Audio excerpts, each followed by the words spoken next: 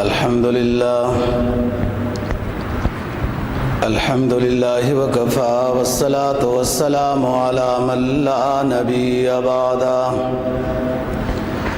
وعلى آله وأصحابه الذين أوفوا عهدا الذين هم خلاصة العرب العرباء وخير الخلائق بعد الأنبياء أما بعد فأعوذ بالله من الشيطان الرجيم بسم الله الرحمن الرحيم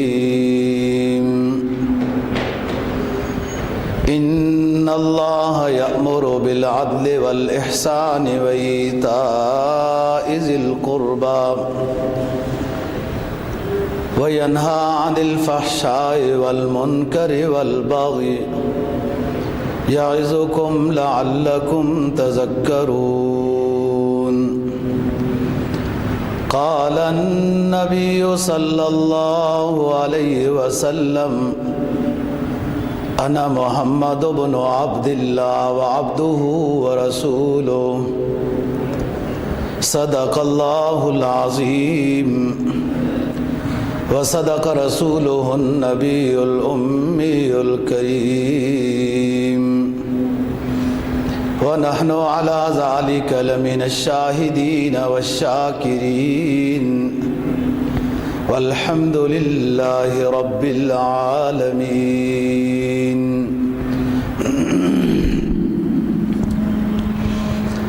چودھویں پارے کی ایک آیت کریمہ اور جناب نبی پاک صلی اللہ علیہ وسلم کا ایک فرمان تلاوت کیا ہے. اس کا مفہوم یہ ہے کہ اللہ رب العزت حکم دیتے ہیں عدل کرنے کا، انصاف کرنے کا اور رشتہ داروں کے خیال کرنے کا کہ عدل و انصاف کرو، احسان کا معاملہ کرو اور یتیموں کا، رشتہ داروں کا خیال رکھو. ایتاء ذی القربیٰ وینہی عن الفحشاء والمنکر والبغی، اور اللہ تعالیٰ منع فرماتے ہیں برے کام نہ کرو، چھوٹے برے کام ہوں یا بڑے برے کام ہوں، فحشا منکر، والبغی ظلم، زیادتی، دھوکہ، فراڈ کسی کے ساتھ نہ کرو. یعظکم لعلکم تذکرون، اللہ تعالیٰ تمہیں نصیحت کرتے ہیں، ہو سکتا ہے کہ تم نصیحت حاصل کرنے والے بن جاؤ.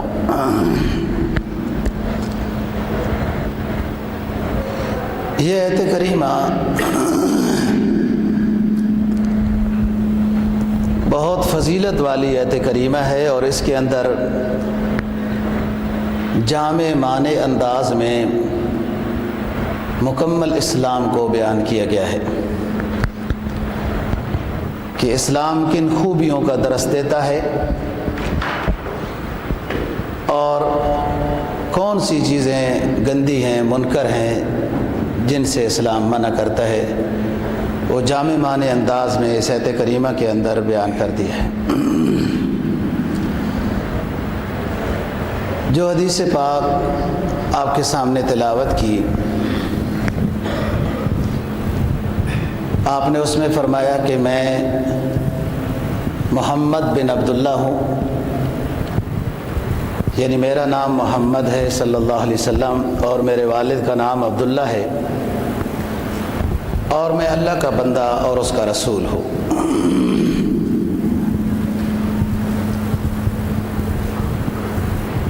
اصل بات یہ ہے کہ یہ حدیث آپ نے جب فرمائی کہ جب آپ کے پاس کچھ لوگ آئے اور انہوں نے سوال کیا تھا، اس سوال کے جواب میں آپ نے یہ فرمایا کہ انا محمد بن عبداللہ و عبدہ و رسول.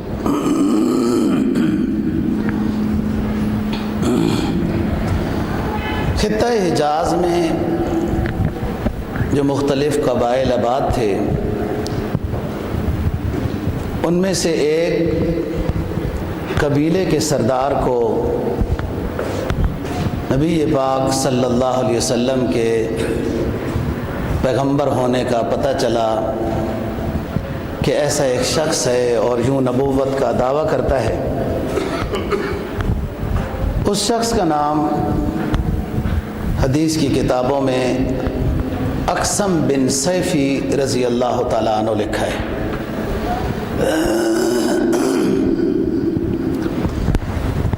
یہ اقسم بن سیفی سردار تھے اپنے قبیلے کے۔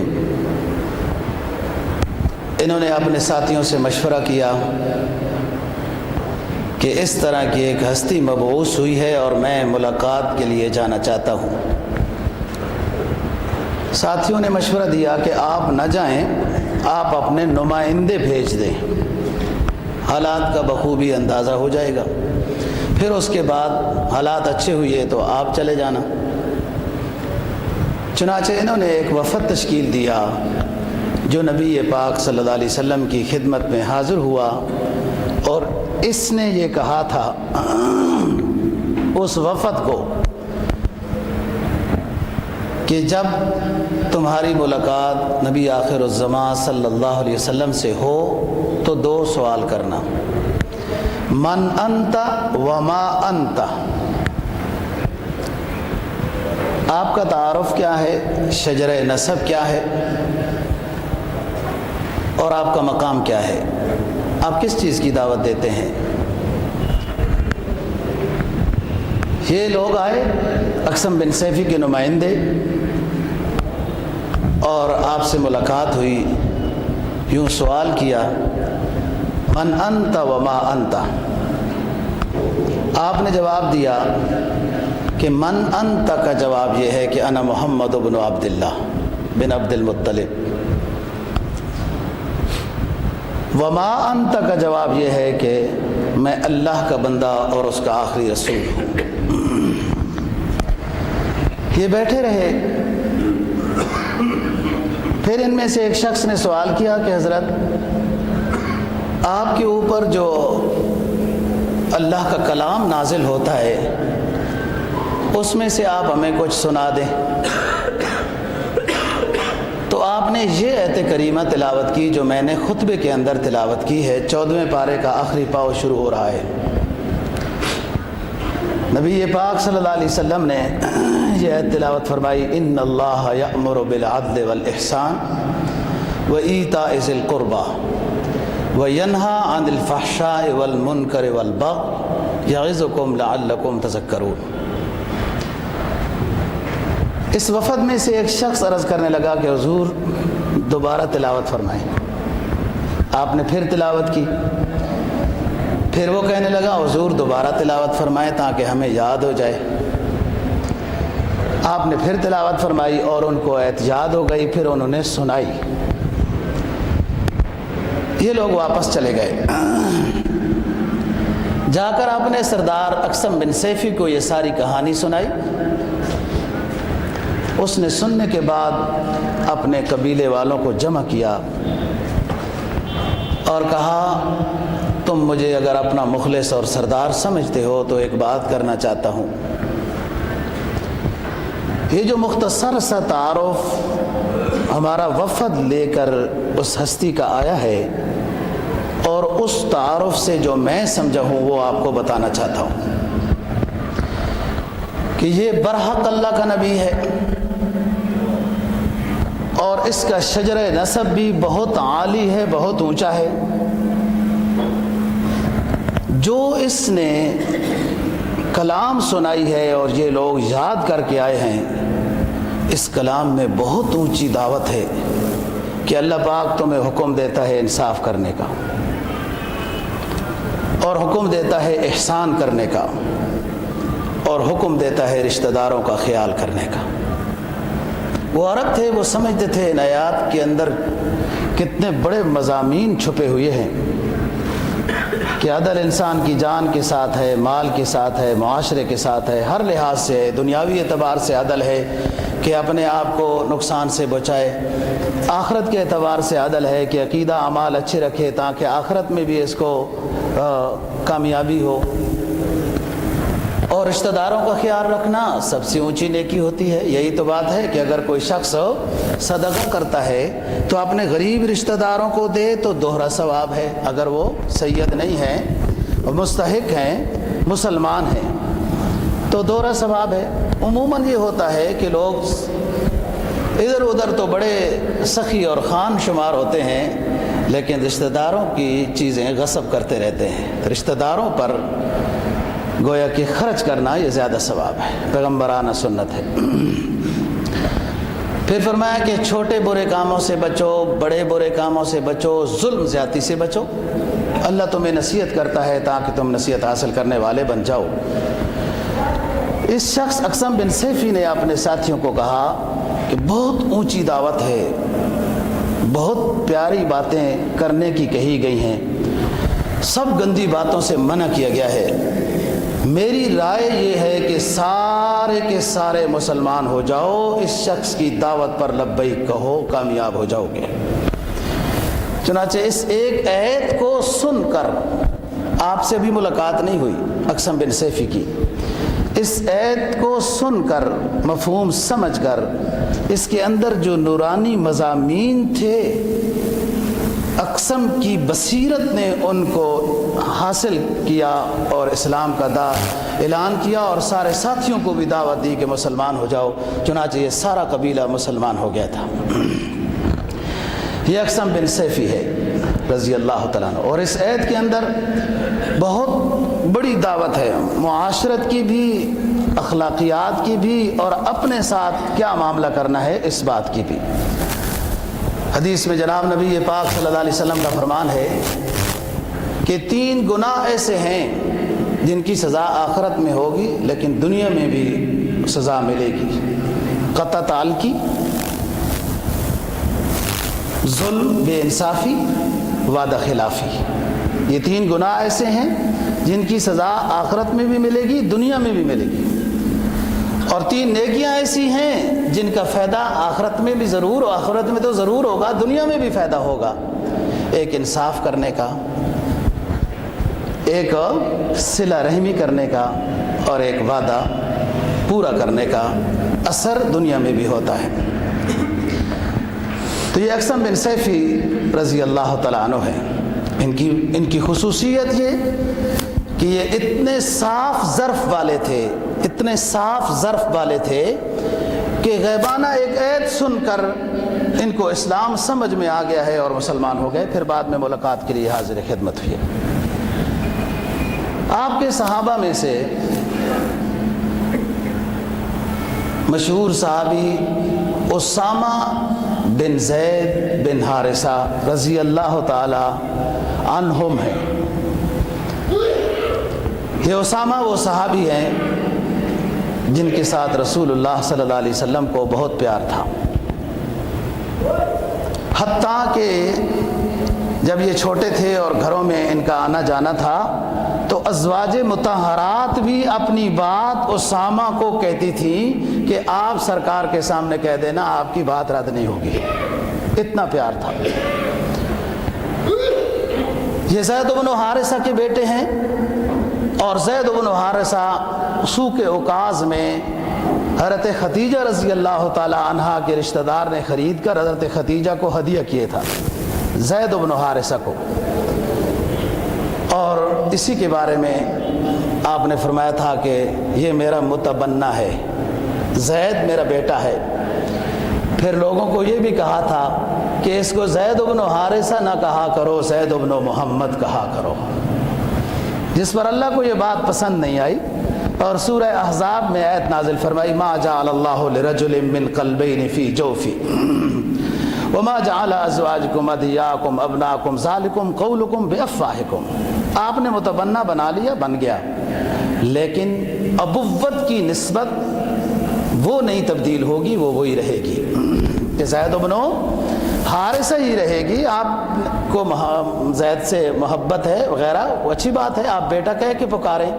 ابوت کی نسبت تبدیل کرنا جائز نہیں ہے، جیسے کہ بعض لوگ یوں پال لیتے ہیں بچے، پھر اپنی نسبت بھی اس کی والد سے ہٹا کر اپنی طرف لگا لیتے ہیں، یہ صحیح نہیں ہے، وہی ہونا چاہیے۔ اور اگر کوئی حکومتی قانون کے لحاظ سے خرابیاں ہیں کہ اس میں ابوت پہلی باقی رکھی جائے تو تب نقصان ہوتا ہے، تو حکومت کو اپنا قانون اسلام کے قانون کے مطابق بنانا چاہیے نا۔ یہ کیا بات ہوئی ہے کہ ابوت تبدیل کر دی جائے کہ ایک شخص نے آپ کسی کا بیٹا لے کے پالا ہے تو وہ اپنے اولاد ثابت کرے تو تب پال سکتا ہے، اگر اس اصل باپ کا نام لے تو نہیں پال سکتا ہے، غلط بات ہے۔ اپنے آپ کو اسلام کے تابع کرنا چاہیے، اپنا قانون اسلام کے تابع ہونا چاہیے، نہ کہ اسلامی قانون کو اپنے تابع بنانا چاہیے۔ زید بن حارثہ یہ وہ صحابی ہیں، ان کے ساتھ بھی رسول اللہ صلی اللہ علیہ وسلم کو بہت محبت تھی۔ یہ زید وہ ہیں کہ جب آپ صلی اللہ علیہ وسلم فتح مکہ کے دن مکہ میں داخل ہوئے تو آپ کے ساتھ اونٹنی پر یہ سوار تھے، اور جب بیت اللہ شریف کا دروازہ کھولا گیا تو آپ کے ساتھ حضرت بلال ہیں، حضرت عثمان غنی رضی اللہ تعالیٰ عنہ ہیں، آپ صلی اللہ علیہ وسلم ہیں اور زید بن حارثہ ہیں۔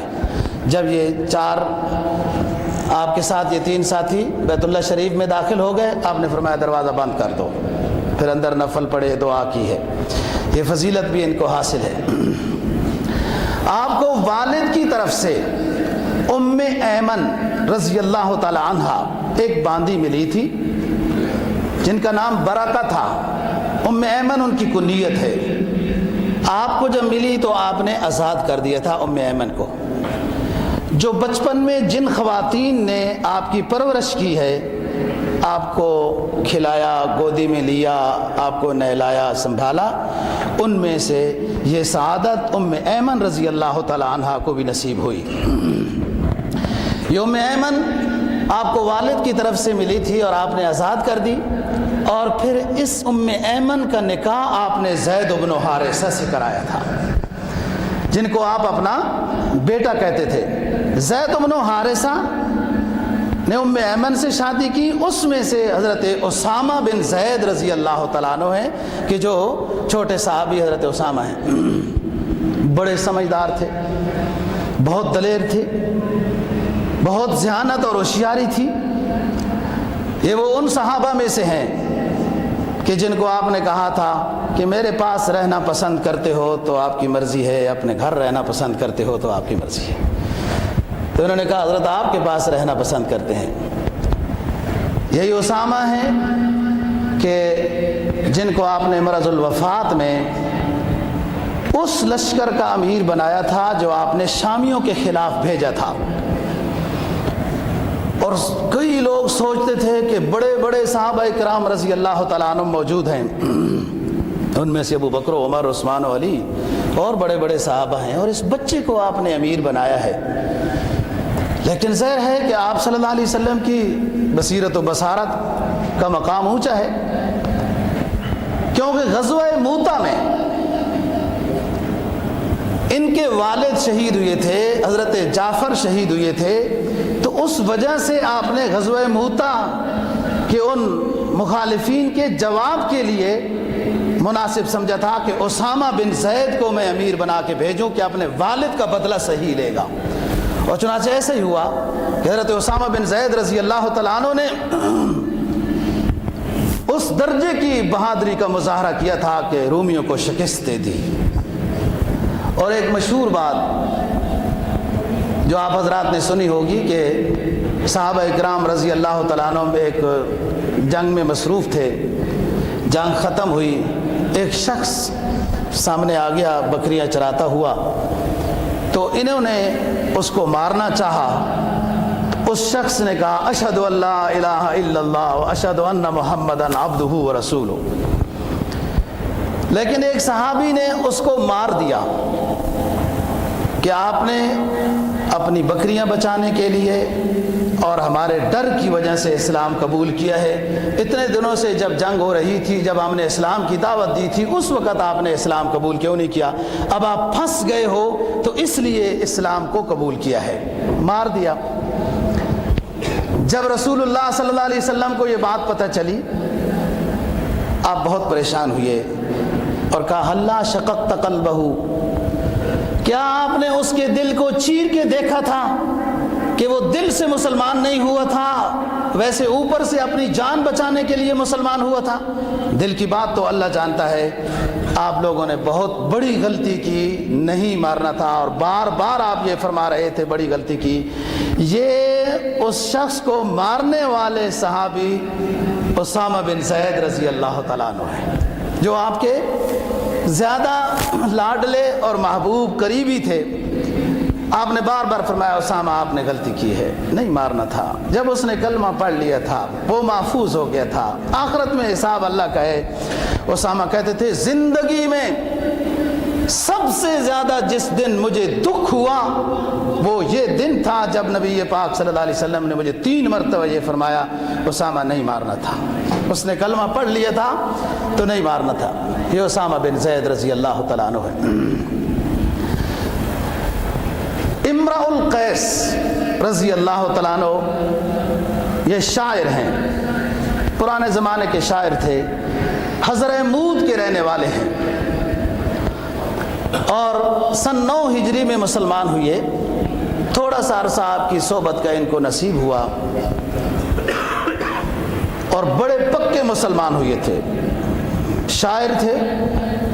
لوگوں نے ان کو ورغلانے بھی کی کوشش کی جو دشمنان اسلام تھے، لیکن انہوں نے کہا کہ اسلام ایسی جگہ میں گھس گیا ہے جہاں سے اب نکالنا بہت مشکل ہے، اور دنیا کی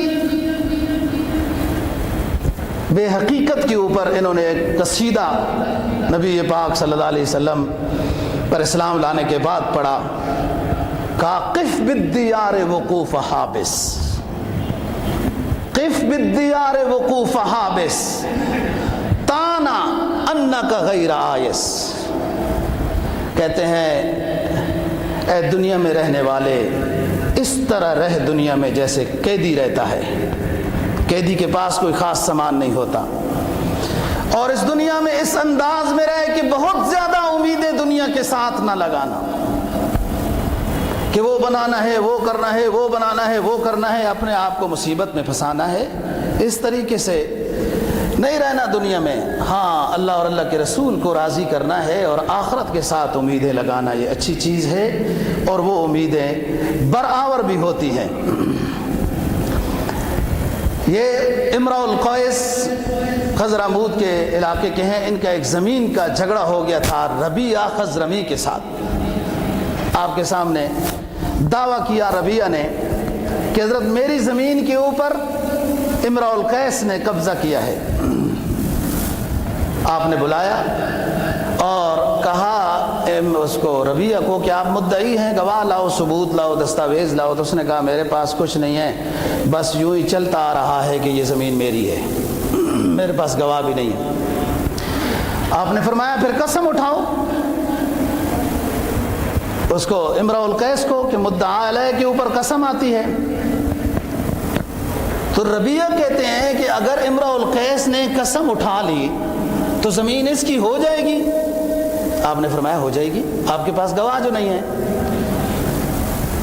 پوچھا کہ اگر کوئی شخص جھوٹی قسم اٹھائے تو اس کو کیا سزا ملتی ہے؟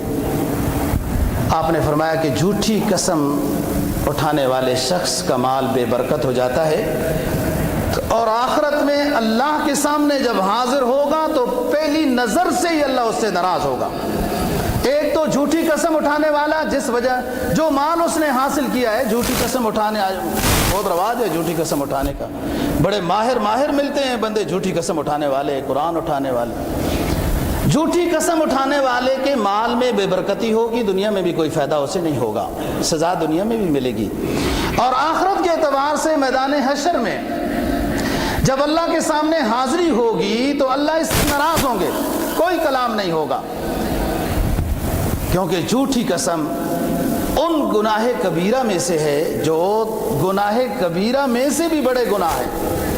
گناہ کبیرہ کل 70 ہیں، 70 میں 4 بڑے گناہ کبیرہ ہیں۔ والدین کی نافرمانی، اللہ کے ساتھ شرک کرنا، کسی مسلمان کو مارنا، شہادت الزور، جھوٹی قسم، والدین کی نافرمانی، مسلمان کا ناحق قتل کرنا اور شرک کرنا، یہ گناہ کبیرہ میں سے بھی بڑے گناہ کبیرہ ہیں۔ تو امرؤ القیس نے پوچھا کہ حضرت اگر کوئی شخص صاحب حق ہو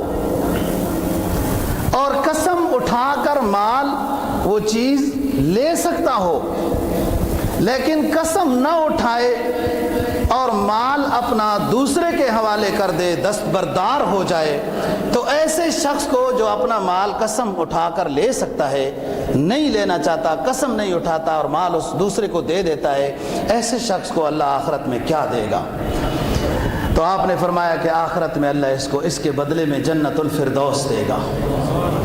تو امرؤ القیس رضی اللہ تعالیٰ عنہ نے یہ بات عرض کی کہ حضور میں نہیں قسم اٹھاتا، بس اس کو دے دیں، معاف ہے، میری ہے تب بھی اس کو ہے، اس کی ہے تب بھی اس کو ہے۔ تو یہ بہت اونچی بات ہے ہمارے لیے دوستو، سبق ہے، یہ دنیا عارضی چیز ہے، دنیاوی متاع کی خاطر قسمیں جھوٹی نہیں کھانی چاہیے۔ اگر سچی قسم بھی ہو تو اللہ کا نام کیا اس لیے ہے، لا تتخذوا ایمانکم دخلا بینکم فتزل قدم بعد ثبوتها، کیا تم اللہ کے نام کو ڈھال بناتے ہو دنیاوی مفاد حاصل کرنے کی خاطر؟ کیا اللہ اس لیے ہے؟ کمال ایمان یہ ہے دوستو کہ انسان کا اگر حق بھی ہو اور قسم سے ثابت ہو سکتا بھی ہو تب بھی اللہ کے لیے چھوڑ دے، خزانوں کا مالک وہ خود ہے، وہ عطا کر دے گا۔ وہ سمجھتا ہے کہ اس نے میرے نام کا لحاظ رکھا اور اس کو عدالت ہمیں ایک بے ادبی کی شکل میں نہیں پیش کیا جا رہا، معاف کر دیے، قسم نہیں اٹھاتا ہے، بہت اونچی بات ہے۔ اسمح نجاشی رضی اللہ تعالیٰ عنہ، اسمح نجاشی یہ وہ صحابی رسول یا تابعی ہے رحمہ اللہ رضی اللہ تعالیٰ عنہ کہ جب مکہ والوں نے مسلمانوں کو بہت ستایا تو رسول اللہ صلی اللہ علیہ وسلم نے اجازت دی کہ حبشہ کی طرف ہجرت کر کے چلے جاؤ۔ جدہ کی جو بندرگاہ ہے اس کے سامنے حبشہ ہے، 400 کلومیٹر، جیسے کراچی سے سامنے مسقط کا علاقہ ہے۔ حبشہ کی طرف حضرت عثمان غنی، حضرت جعفر رضی اللہ تعالیٰ عنہ اور کئی صحابہ کرام ہجرت کر کے گئے۔ جب یہ پہنچے وہاں تو مشرکین مکہ نے بھی اپنا وفد بھیج دیا، مشرکین مکہ نے وفد بھیجا اور پہلے جا کے وہاں کے پادریوں سے یہ ملے، ان کو ہدیے دیے کہ یہاں پر کوئی لوگ آئے ہیں جو ہمیں مطلوب ہیں، ظالم ہیں، مفرور ہیں، وہ ہمارے حوالے کر دیں۔ جو اس وقت کے بڑے بڑے پادری تھے ان کو ہدیہ دے کے خوش کر لیا۔ پھر بادشاہ کے سامنے اسمح نجاشی بادشاہ، نجاشی اس وقت حبشہ کے بادشاہ کا لقب ہوتا تھا، نام اس کا اسمح ہے۔ بادشاہ کے سامنے حاضر ہوئے اور انہوں نے یہ درخواست کی کہ حضرت اس طریقے سے لوگ مکہ سے آئے ہیں جو غلط لوگ ہیں، والعیاذ باللہ مسلمانوں کے بارے میں وہ یہ کہہ رہے تھے۔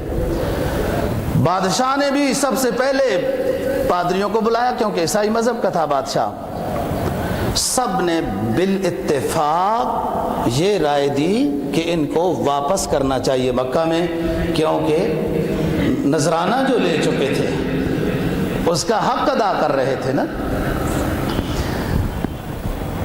جب بادشاہ نے ان سے پوچھا کہ بھائی آپ کیا کرتے ہو، کیا کہتے ہو، نے کہا حضرت ہمارے پاس نبی آخر الزمان صلی اللہ علیہ وسلم کا ظہور ہوا ہے اور وہ اچھی باتوں کی دعوت دیتے ہیں، اس طرح کی باتوں کی دعوت دیتے ہیں، گناہوں سے روکتے ہیں، یہ ہمارے اوپر زیادتی کرتے تھے، ہمیں ہجرت کا حکم دیا ہے، ہم ادھر آ گئے ہیں۔ آپ نے کہا ٹھیک ہے، ہمارے مہمان ہیں، یہاں رہتے رہیں، کوئی ایسی بات نہیں۔ انہوں نے کہا یہ تو مطلب حاصل نہیں ہوا، تو اب انہوں نے دوسرے نظام سے بادشاہ کے سامنے شکایت کی کہ یہ عیسیٰ بن مریم کو اچھا نہیں سمجھتے ہیں۔ بادشاہ حضرت عیسیٰ علیہ السلام کو ماننے والا تھا، بادشاہ نے کہا دوبارہ بلاؤ۔ جب دوسرے دن بادشاہ نے ان کو بلایا تو حضرت جعفر متکلم تھے رضی اللہ تعالیٰ عنہ، حضرت علی رضی اللہ تعالیٰ عنہ کے بھائی۔ کہا آپ حضرت عیسیٰ کے بارے میں کیا کہتے ہیں؟ حضرت جعفر کہتے ہیں میرے اوپر بہت بڑا امتحان تھا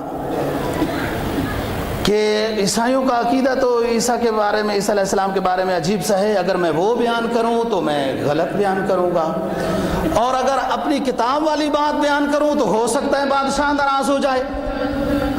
نبی پاک صلی اللہ علیہ وسلم نے جیسے ہمیں بتایا، اگر وہ بتاؤں تو ممکن ہے بادشاہ ناراض ہو جائے، اور جو عیسائیوں کا عقیدہ ہے وہ بتاؤں تو پھر اپنے شریعت کے خلاف بتا رہا ہوں، اب کیا کروں؟ میں نے اللہ سے مدد مانگی، میرے دل میں اللہ نے یہ بات ڈالی کہ جعفر سچ کہو، دنیا تو ایسی چیز ہے بات سچی ہو۔ تو کہتے ہیں میں نے کہا کہ عیسیٰ بیٹے ہیں مریم کے، اللہ کے روح ہیں، اللہ نے ان کو پیغمبر بنایا، اپنی قدرت کا مظہر دکھایا اور ان کے اوپر انجیل کتاب نازل کی ہے۔ یہ میں نے بادشاہ کے سامنے تعارف کرایا۔ بادشاہ نے زمین سے ایک تنکا اٹھایا، اسمہا نجاشی بادشاہ نے کہا اس شخص نے جو عیسیٰ ابن مریم کا تعارف کرایا ہے اس تنکے کے برابر بھی کمی نہیں کی ہے، ہماری کتابوں میں بھی یہی تعارف ہے۔ خبر گرم تھی کہ غالب ہو جائیں گے پرزے، خبر گرم تھی کہ غالب ہو جائیں گے پرزے، ہم بھی دیکھنے گئے پر تماشا نہ ہوا۔ ان کا ارادہ تو یہ تھا کہ یہ بات کہیں گے تو بادشاہ سختی کرے گا۔ بادشاہ نے کہا کہ آپ کا پیغمبر جو یہ کہتا ہے کہ میرے اوپر آسمانی کتاب نازل ہوتی ہے، وہی آتی ہے، جعفر آپ کو کوئی یاد ہے؟ آپ اس کتاب میں سے کچھ سنا سکتے ہو؟ حضرت جعفر نے کہا جی حضور سنا سکتا ہوں۔ کہا سناؤ۔ تو اس وقت سورہ طٰہٰ حضرت جعفر رضی اللہ تعالی عنہ نے تلاوت کی۔ فرمایا طٰہٰ ما انزلنا علیک القرآن لتشقیٰ الا تذکرۃ لمن یخشیٰ۔ طٰہٰ یہ حروف مقطعات میں سے نبی پاک صلی اللہ علیہ وسلم کی شان بیان کر رہا ہے یہ لفظ طٰہٰ، اے میرے محبوب عظمت والے پیغمبر، طٰہٰ ما انزلنا علیک القرآن لتشقیٰ، ہم نے آپ کے اوپر اپنی آخری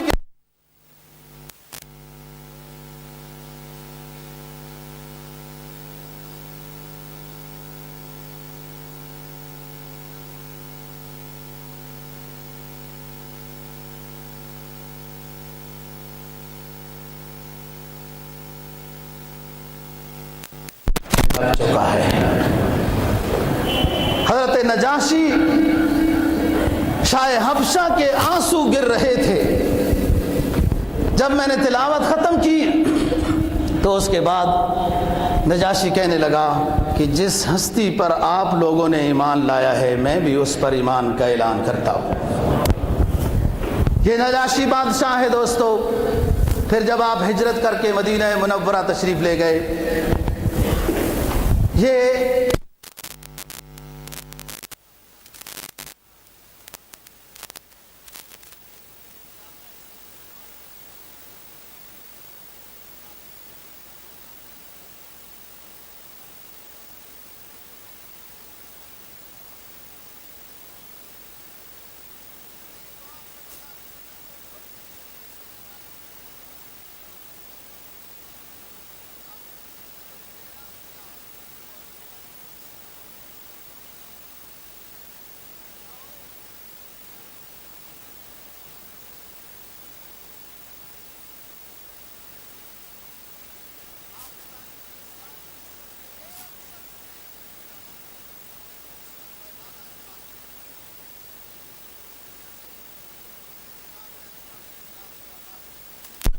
جنازہ پڑھنا ٹھیک ہے، بعض کہتے ہیں نہیں، نجاشی کی خصوصیت تھی چنانچہ نجاشی کا آپ نے جنازہ پڑھایا اور کہا کہ وہ وفات پا چکے ہیں، ملاقات نصیب میں اس کے نہیں تھی۔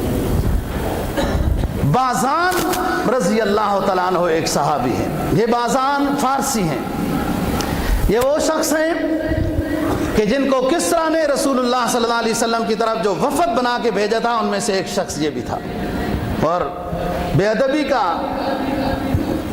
وفد تھا، گویا کہ الفاظ ایسے کہہ کے بھیجے تھے کہ آپ نے ہماری طرف خط لکھا ہے، آپ کون ہوتے؟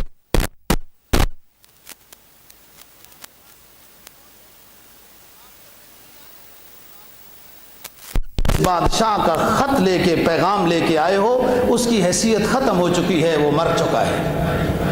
جو رات کو اس کو بیٹے نے زہر دی تھی اور وہ مر گیا۔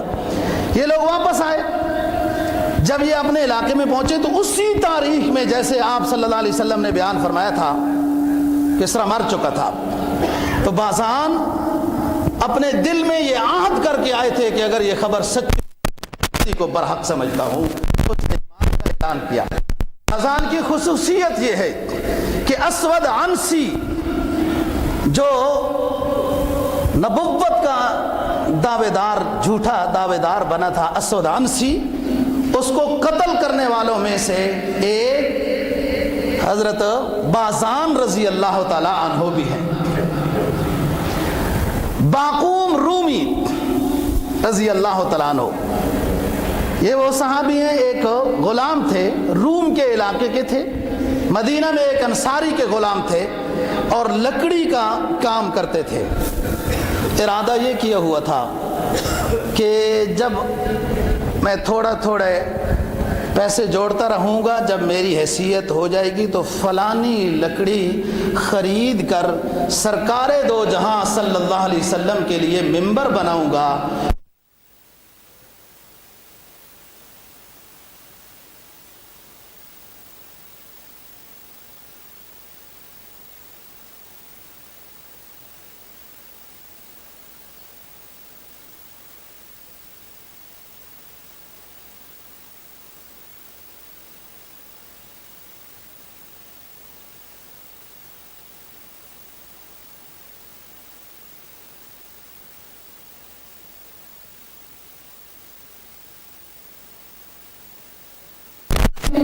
کہ جب آپ کے ماموں بیمار ہو گئے تھے مکہ مکرمہ میں، سعد بن ابی وقاص رضی اللہ تعالیٰ عنہ، اور سعد نے بلایا کہ میں آپ سے ملنا چاہتا ہوں، آپ تشریف لے گئے تو عرض کیا اللہ کے رسول میری ایک ہی بیٹی ہے اور میرے پاس مال و دولت بہت ہے، اس کو جو دینا ہے دے کے باقی آپ کے حوالے کر دیتے ہیں۔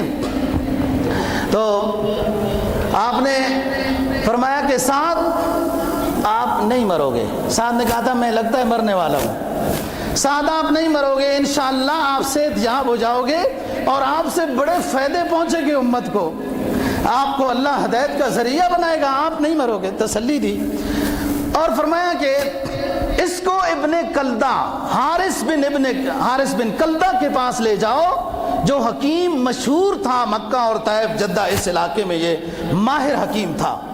اس وقت کے حکیم نسخے چھپا کے نہیں رکھتے تھے، دیتے ہوتے تھے مریضوں کو۔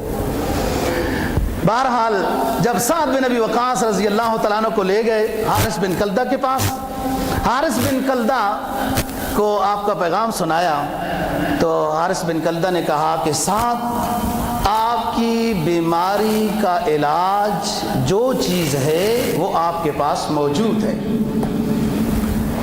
وہ ہے عجوہ کھجور۔ عجوہ کھجور کو آپ بما گٹھی استعمال کریں، اللہ آپ کو شفا دے گا۔ اس پر دوستو علماء نے بہت باتیں لکھی جو میں کئی دفعہ عرض کر چکا ہوں کہ نبی پاک صلی اللہ علیہ وسلم نے حضرت سعد بن ابی وقاص رضی اللہ تعالیٰ عنہ کی جب نبض دیکھی، نبض پہ ہاتھ رکھا تو آپ نے فرمایا کہ انک رجل فؤاد، آپ کو دل کی مرض ہے۔ لکھتے ہیں واللہ عالم بالصواب کہ دنیا میں یہ پہلی ہستی ہے جس نے دل کی مرض کو پہچانا ہے۔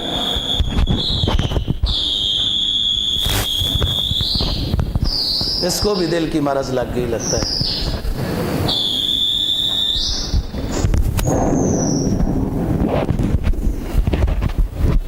अजवा खजूर की बहुत फजीलत है। बमा गुठली 7-7 दाने कई दिन इस्तेमाल करना चाहिए कूट कर। बाज़ किताबों में दूध के अंदर इसको वो एक माजून बनाकर भी तरीका लिखा है। अजवा, याद रखना एक बात, अजवा आवाली मुराद है, अजवा नहीं। जब आप अजवा खजूर खरीदने जाएं, हदीस में अल अजवा अवाली मिनल मदीना, मदीना के 2 इलाके, एक अवाली है, एक उहद की साइड वाला है। अवाली वाली अजवा में शफा है, उसको पानी उम्दा मिलता है। इधर ही हज़रत उमर फारूक रज़ी अल्लाह तआला अन्हु का बाग भी है और इधर ही वो कुआं भी है जिस कुएं का पानी जनाब नबी पाक सल्लल्लाहु अलैहि वसल्लम को पसंद था। बेरे गरस आपको खाने पीने में कोई तकल्लुफ नहीं था, सिर्फ पानी ठंडा पीने में आपको तकल्लुफ था। और कुछ सहाबा की ये जिम्मेदारी थी कि बेरे गरस से पानी लाना है। मैंने अल्हम्दुलिल्लाह वो बेरे गरस देखा और उसका पानी पिया है। ये इस इलाके की खजूर मुराद है।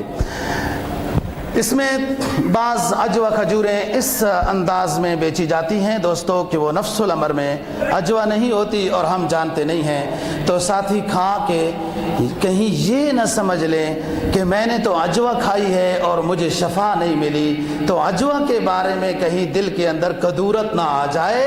अजवा में शफा है, लेकिन ये पहले गारंटी ज़रूरी है कि वो अजवा अवाली होनी चाहिए, दूसरी अजवा ना हो। यह हारिस बिन कलदा रज़ी अल्लाह तआला अन्हु है। सहाबा किराम रज़ी अल्लाह तआला अन्हुम की बात, ये ईमान की वो जमात है कि अल्लाह पाक ने भी इस जमात की एक जगह में तारीफ़ नहीं की है, बार बार इस जमात की तारीफ़ की है अल्लाह पाक ने, और ऐलान ये किया है कि ईमान वालों इस जमात जैसा ईमान बनाओ, इस जैसी मोहब्बत अपने अंदर लाओ। हज़रत अबू ज़र ग़िफ़ारी रज़ी अल्लाह तआला अन्हु कबीला ग़िफ़ार के रहने वाले हैं। किसी ने बताया कि मक्का मुकर्रमा के अंदर एक इस तरह की हस्ती का ज़ुहूर हुआ है, बड़ी अच्छी दावत देते हैं। तो अपने भाई को भेजा, हालात का जायज़ा लेके आओ, कौन दावत देता है, कैसी दावत देता है। भाई ने जाके बताया यूँ इस तरह का शख्स है, यूँ दावत दे रहा है। तसल्ली नहीं हुई और ख़ुद चले मक्का मुकर्रमा में पहुँचे। कहते हैं हालात इस तरह थे कि किसी से पूछना भी मुनासिब नहीं था कि नबी आखिरुज़्ज़मान सल्लल्लाहु अलैहि वसल्लम कहाँ होते हैं, उनकी रहाइश कहाँ है, क्या उनका तारुफ है। ये 5वें मुसलमान है, 5वें, बिल्कुल इब्तदाई दिनों की बात है। कहते हैं एक दिन मैं हरम में गया तो बैठा रहा। हज़रत अली रज़ी अल्लाह तआला अन्हु मेहमान नवाजी में गोया के बचपन से मुमताज़ थे। उन्होंने कहा ये कोई मुसाफिर सा लगता है, भाई खाना वाना खाना है तो आओ हमारे साथ चलते हैं। कहते हैं मैं चला गया हज़रत अली रज़ी अल्लाह तआला अन्हु के साथ। न उन्होंने मुझसे पूछा कहाँ से आए हो, क्यों आए हो, न मुझ में हिम्मत हुई कि मैं इनसे पूछूं कि मेरा मकसूद ये है, मेरी मंजिल ये है। वापस आ गए। दूसरे दिन भी ये हुआ, तीसरे दिन भी। तीसरे दिन आखिर हज़रत अली रज़ी अल्लाह तआला अन्हु ने पहल की और मुझसे पूछा क्या बात है, आपका क्या तारुफ है। मैंने कहा भाई बात यह है कि इस हस्ती को मैंने मिलना है, उसका दीदार करना है, उसकी बात सुननी है, इसलिए आया हूँ। हज़रत अली रज़ी अल्लाह तआला अन्हु ने उनको समझाया। अबू ज़र ग़िफ़ारी रज़ी अल्लाह तआला अन्हु, इनका नाम जुंदुब इब्न जुनादा है। कहते हैं मुझे कहा हज़रत अली ने कि रास्ते में हम दोनों जा रहे होंगे, अगर कोई ऐसी वैसी बात हुई ना तो मैं जूता सही करने लग जाऊंगा और आप निकल जाना। कोई रास्ते में दुश्मन समझ जाए कि ये दोनों साथी हैं, मैं जूता सही करने लग जाऊंगा, आप आगे निकल जाना। और अगर कोई ना आया तो फिर दोनों उसी घर में पहुंच जाएंगे। आप सल्लल्लाहु अलैहि वसल्लम के पास पहुंच गए। इन्होंने अपना तारुफ कराया, आपने अपना तारुफ कराया, और ये शख्स उन खुश नसीबों में से है। ये कहते हैं हुजूर ये तो मुलाकात में एक उन्स पैदा करने के लिए तारुफ की बात की है, मैं तो आपका चेहरा देखकर ही समझ गया था कि आप बरहक नबी हैं। ईमान लाए, मुसलमान हुए। आपने फरमाया कि जाओ अबू ज़र, अब अपने इलाके में चले जाओ, वहाँ हिकमत के साथ कलमा तौहीद की दावत दो, رسالت کی دعوت دو. ایک زمانہ آئے گا اعلانیہ تبلیغ کریں گے, پھر آپ بھی اس وقت اعلانیہ تبلیغ کرنا. ابو ذر غفاری رضی اللہ تعالیٰ عنہ عرض کرتے ہیں حضور یہ حکم ہے یا میرے لیے ایک سہولت کی بات ہے؟ آپ نے فرمایا حکم نہیں, ایک سہولت کی بات ہے, حکمت اسی میں ہے. کہا کوئی بات نہیں ہے, لوگ مجھے ماریں گے لیکن اعلان تو ایمان کا مطاف میں کر کے جاؤں گا, اللہ کے گھر کو گواہ بنا کے جاؤں گا. آئے مطاف میں, اور مطاف میں جا کے کلمہ شہادت کا اعلان کیا. لوگوں نے مارنا شروع کر دیا, چھڑایا, سائڈ میں لے آئے. پھر دوبارہ جب ان کو موقع ملا, پھر اشہد ان لا الہ الا اللہ واشہد ان محمدا عبدہ ورسولہ, پھر دوبارہ اعلان کرنا شروع کر دیا. حضرت عباس رضی اللہ تعالیٰ عنہ جو اس وقت مسلمان نہیں ہوئے تھے وہ آئے. مشرکین مکہ کو کہا کہ یہ قبیلہ غفار کا شخص ہے, جہاں سے تمہارا قافلہ گزرتا ہے, جب شام کی طرف تم تجارت کے لیے جاؤ گے تمہارے راستے میں یہ رکاوٹ بن جائیں گے, کیوں مارتے ہو اس کو؟ ابو ذر کہتے ہیں مارنے دو ان کو, کہ اللہ کے رسول کا نام لے رہا ہوں, اس کے اوپر یہ مجھے مار رہے ہیں, مجھے مزہ آ رہا ہے. چنانچہ وہ مارنے سے روکے. ستم نہ ہو محبت میں تو وہ کچھ مزہ ہی نہیں. اقبال نے اسی منظر کو بیان کیا ہے. جفا جو عشق میں ہوتی ہے وہ جفا ہی نہیں, جفا جو عشق میں ہوتی ہے وہ جفا ہی نہیں. ستم نہ ہو محبت میں, ستم نہ ہو محبت میں تو کچھ مزہ ہی نہیں. حضرت ابو ذر غفاری رضی اللہ تعالیٰ عنہ ان صحابہ میں سے جن کو مشرکین مکہ نے ظلم و ستم کا تختہ بنایا, اور یہ اس ظلم و ستم کی کچی چکی میں پستے پستے بھی احد احد کا نعرہ لگاتے رہے. پھر اپنے علاقے میں گئے, اپنے علاقے والوں کو جمع کیا اور دعوت اسلام دی. کہا مجھے اپنے حبیب سے, مجھے اپنے خلیل سے یہ ہدایت ملی ہے, ایک زمانہ آئے گا ہم بھی اعلانیہ تبلیغ کریں گے, تم بھی اعلانیہ بار آ جانا. علاقے والے دوستوں مسلمان ہو گئے. مدینہ طیبہ میں جب رسول اللہ صلی اللہ علیہ وسلم ہجرت کر کے تشریف لے گئے, ابو ذر غفاری رضی اللہ تعالیٰ عنہ کو پتا چلا کہ وہ ہستی جس کے اوپر میں نے ایمان لایا وہ مدینہ میں روانہ ہو گئی. اپنے قبیلے کے ساتھ ابو ذر غفاری رضی اللہ تعالیٰ عنہ مدینہ میں آ گئے. نبی پاک صلی اللہ علیہ وسلم کے ساتھ یہ رہنے لگے. غزوہ خندق سے آپ صلی اللہ علیہ وسلم کے ساتھ ہوئے, اور بہت درویش صحابی تھے, زاہد صحابی تھے, اللہ والے, ہمیشہ مدینہ میں رہے. ایک دن کہنے لگے درویش صحابی, ان میں صفت زہد غالب تھی. ایک دن نبی پاک صلی اللہ علیہ وسلم کو عرض کرنے لگے کہ حضور آپ سب کو عامل بنا رہے ہیں, گورنر بنا رہے ہیں, علاقے کے عہدے دے رہے ہیں, تو مجھے بھی کسی علاقے کا عہدہ دے دے.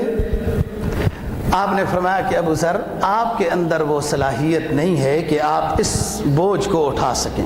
پھر دوبارہ کبھی سوال نہیں کیا. ایک دن آپ نے فرمایا کہ ابو ذر یہ بتاؤ کہ کوئی زمانہ آپ دیکھیں گے لوگ اپنا خیال زیادہ کریں گے, دوسروں کا نہیں کریں گے, تو کیا کرو گے؟ کہا حضور پھر جہاد کروں گا, کیونکہ وہ ظلم کر رہے ہوں گے, دوسروں کا جب خیال نہیں کرتے تو. کہا نہیں, آپ صبر کرنا. پھر کہا ابو ذر ایک زمانہ آئے گا لوگ آپ کو جلا وطن کریں گے, پھر کیا کرو گے؟ کہا حضور میں پھر جہاد کروں گا. کہا نہیں ابو ذر صبر کرو گے. یہ وہ ابو ذر ہیں, درویش صحابی ہیں, جن کو وہ حدیث یاد تھی اور اسی کے مطابق اعلان کرتے رہتے تھے. کیا آپ نے فرمایا تھا کہ جس نے سونا چاندی جمع کیا اس نے اپنے پاس انگارے جمع کیے, اور پھر یہ عید پڑھتے تھے, فرمایا والذین یکنزون الذھب والفضہ ولا ينفقونها فی سبیل اللہ فبشرهم بعذاب أليم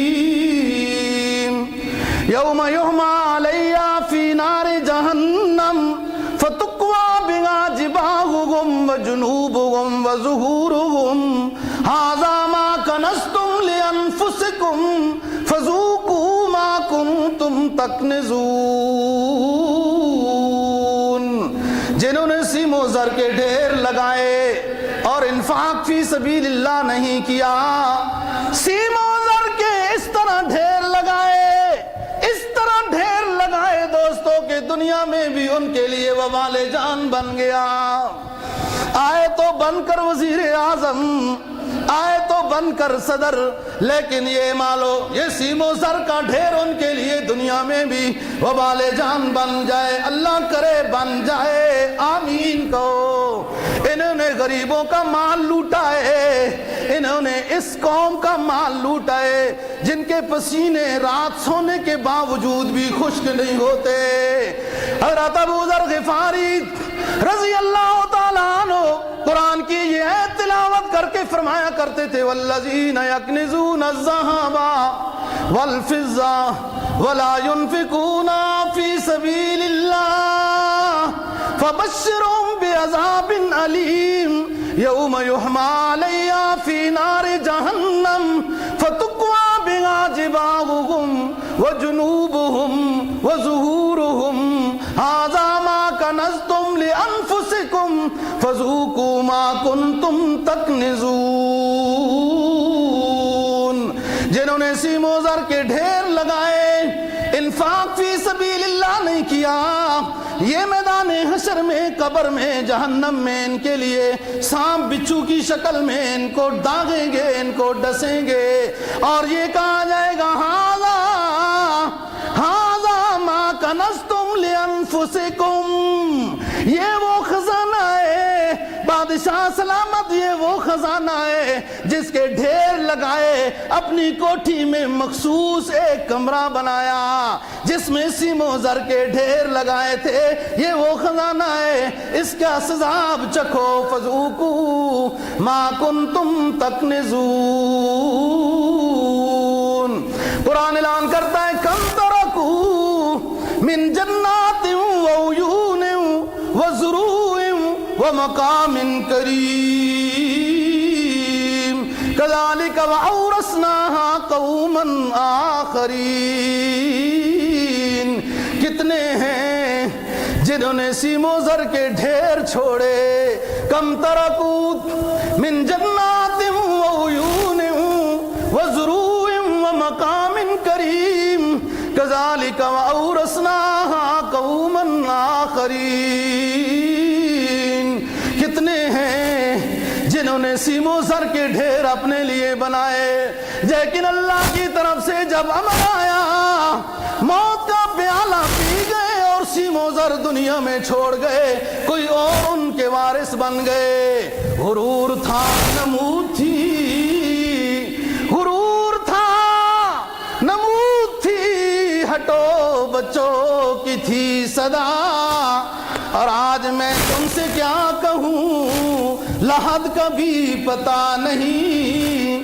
کل کا سائے سر پر جو پاؤں آ گیا، ایک متکبر شخص مرور دور میں قبرستان بوسیدہ قبرستان سے گزر رہا ہے اور حالات کے تناظر میں قبر سے باہر کسی کی کھوپڑی پڑی تھی پرانے زمانے کی. اس متکبر شخص نے اپنی ٹھوکر سے اس بوسیدہ کھوپڑی کو گویا کہ تباہ کر دیا، پیس دیا. زبان حال سے وہ کھوپڑی بولنے لگی کل کا سائے سر پر جو پاؤں آ گیا، یکسر وہ استخانہ شکستہ سے چور تھا. کہنے لگا او دیکھ کے چل راب خبر، او دیکھ کے چل راب خبر، کبھی میں بھی کسی کے طرح پرغرور تھا. یہ ابو ذر غفاری رضی اللہ تعالیٰ عنہ تو غزوہ تبوک میں یہ پیچھے رہ گئے. غزوہ تبوک میں آپ نے پوچھا کون کون لوگ پیچھے رہ گئے، تو لوگوں نے کہا فلاں فلاں رہ گئے. آپ نے فرمایا جس کی نیت اچھی ہوگی وہ ہم کو مل لے گا, پیچھے سے مل جائے. تھوڑی دیر دیکھا تو ایک شخص آ رہا ہے اکیلا. آپ نے فرمایا دیکھو یہ ابو ذر ہی ہوگا. اور پھر اس وقت آپ نے ایک جملہ ارشاد فرمایا, تسیر فردا تعیش فردا تموت فردا تقوم فردا. یہ اکیلا آ رہا ہے, اکیلا رہے گا, اکیلا مرے گا, اکیلا میدان حشر میں اٹھے گا. یہ ابو ذر, دیکھو ابو ذر آ رہا ہے. چنانچہ جب قریب آئے ابو ذر غفاری رضی اللہ تعالیٰ عنہ, امیر معاویہ کے دور میں یہ شام میں آ گئے تھے. حضرت امیر معاویہ کو یہ کہتے تھے کہ سیم و زار جمع نہ کرو, تقسیم کرو, تقسیم کرو. وہ سمجھتے تھے کہ بھائی صاحب نصاب شخص پر زکوٰۃ تبھی ہے کہ جب جمع ہو جاتا ہے اور انفاق فی سبیل اللہ ہم کرتے ہیں. لیکن یہ درویش صحابی تھے. انہوں نے خط لکھا عثمان غنی رضی اللہ تعالیٰ عنہ کو کہ حضرت ان کو یہ فقیر صاحب اپنے پاس ہی بلا لیں, ادھر مدینہ میں اپنے پاس رکھیں. عثمان غنی رضی اللہ تعالیٰ عنہ نے ان کو اپنے پاس بلا لیا. انہوں نے جب مسجد بنانا شروع کی, کہا یہ لوگ ہوتے ہیں, ان کے پاس پیسہ بہت آ گیا ہے, یہ مسجد اچھی بناتے ہیں. آپ صلی اللہ علیہ وسلم کے زمانے میں مسجد کچی تھی, عثمان مسجد پکی بناتے ہیں. وہ اپنی شان کے مطابق بات کرتے ہیں. نبی پاک صلی اللہ علیہ وسلم کا ہر فرمان سچا ہے. آپ نے فرمایا تھا اکیلا رہے گا. چنانچہ زبدہ مقام میں حضرت عثمان غنی رضی اللہ تعالیٰ عنہ نے ان کو جلا وطن کیا. یہ وہیں رہے. جب مرنے لگے تو ان کی بیگم رونے لگی کہ کوئی بھی نہیں ہے اور نہ کفن کے لیے کوئی چادر ہے, کیا کروں گی میں. کہاں رو نہیں, بیگم روگ نہیں. رسول پاک صلی اللہ علیہ وسلم کا ہر فرمان سچا ہے. انہوں نے میرے بارے میں یہ فرمایا تھا کہ کوئی جماعت آئے گی, ابو ذر کو کفنائے گی, دفنائے گی, جنازہ پڑھے گی. آپ جاؤ باہر, کوئی لوگ جا رہے ہوں گے ان کو بلا کے لے آؤ, میں ادھر اپنا کلمہ پڑھتا ہوں, آپ جاؤ. کچھ چھوٹے بچے تھے, جب باہر گئی وہ کھڑی رہی. دور سے گھوڑ سوار تیز تیز آ رہے تھے. اس عورت نے اپنے نظام کے مطابق چادر لہرائی, وہ آ گئے. کیا بات ہے, کون ہے آپ خاتون؟ کہا میں ایک صحابی رسول کی بیوی ہوں جس کو ابو ذر کہتے ہیں. وہ اس وقت حالت نزع میں ہے, کلمہ شہادت پڑھ رہا ہے. اس کو غسل کرانے والا, کفنانے والا, اس کا جنازہ پڑھنے والا کوئی نہیں ہے. آپ سے درخواست ہے کہ وہ آ کے جنازہ پڑھائیں. جب وہ قریب آئے, ابھی حضرت ابو ذر غفاری رضی اللہ تعالیٰ عنہ حیات تھے, روح نکل رہی تھی. آپ نے پوچھا بھائی آپ میں سے صحابی ہیں؟ کہا جی ہیں. کہا کون ہو؟ ایک کہنے لگا میں عبداللہ بن مسعود رضی اللہ تعالیٰ عنہ. کہا ٹھیک ہے, آپ نے میرا جنازہ پڑھانا ہے. ہاں بھائی, کس کے پاس اپنی ذاتی چادر موجود ہے؟ ذاتی چادر موجود ہے. ذاتی چادر جس کے پاس اپنی موجود ہے وہ ہے کوئی؟ تو ایک انصاری نوجوان کھڑا ہوا کہ جی ابو ذر میرے پاس اپنی ذاتی چادر ہے, میری امی نے خود بنائی ہے اور مجھے دی ہے, میں آپ کو یہ ہدیہ کرتا ہوں, آپ اپنے کفن کے لیے لے لیں. انہوں نے وہ چادر قبول کی. حضرت ابو ذر غفاری رضی اللہ تعالیٰ عنہ کا جنازہ پڑھایا گیا. پھر اس کے بعد اپنی بیوی اور ان کی بیوی بچوں کو عبداللہ بن مسعود رضی اللہ تعالیٰ عنہ لے کر اپنے ساتھ مدینہ آ گئے. جب ان سے کوئی ساتھی ملتا تھا یہ 7 نصیحتیں کرتے تھے اور یہ کہتے تھے کہ عہدنی خلیلی, میرے خلیل نے میرے ساتھ یہ عہد لیا تھا کہ ان 7 چیزوں پر عمل کرنا. مراد خلیل سے رسول اللہ صلی اللہ علیہ وسلم ہوتے تھے کہ مسکینوں کے ساتھ رہنا, ان کا خیال کرنا, اپنے سے کم تر لوگوں سے دیکھنا ان کو, پھر اپنی حالت کو دیکھ کے اللہ کا شکر بجا لانا, کسی سے سوال نہ کرنا, قطع تعلقی نہ کرنا, اور کسی کی ملامت کرنے سے نہ ڈرنا. لا حول ولا قوت الا باللہ, ہر وقت کرتے رہنا, اور سوال کسی سے نہیں کرنا, کسی کی ملامت سے نہ ڈرنا, صلہ رحمی کرنا, قطع تعلقی نہ کرنا, یہ نصیحت. اور لا حول ولا قوت الا باللہ العلی العظیم ہر وقت پڑھتے رہنا. ہاں 7ویں نصیحت, قل الحق وان کان مرا, حق بات جہاں بھی کہنی ہے کہہ دینا اگرچہ مخاطب کو کڑوی لگے. اللہ تعالیٰ ان نیک لوگوں کے نقش قدم پر چلنے کی توفیق نصیب